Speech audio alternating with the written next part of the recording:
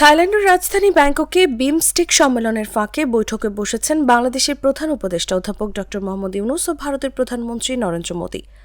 শুক্রবার বাংলাদেশ সময় দুপুর 12:10 শাংগ্রিলা হোটেলে বৈঠক শুরু হয়। প্রধান উপদেষ্টার deputy press secretary Abul Kalam Azad Majumdar এই তথ্য জানান।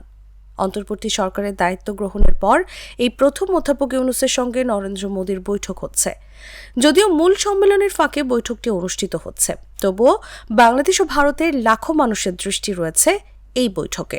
এর আগে বৃহস্পতিবার বিমস্টেক সম্মেলনে নৈশভোজে দুই নেতার সাক্ষাৎ হয় এবং তারা কুশলাদি বিনিময় করেন। নৈশভোজে উভয় নেতাকে বেশ কিছু সময় ধরে ঘনিষ্ঠভাবে কথা বলতে দেখা গেছে।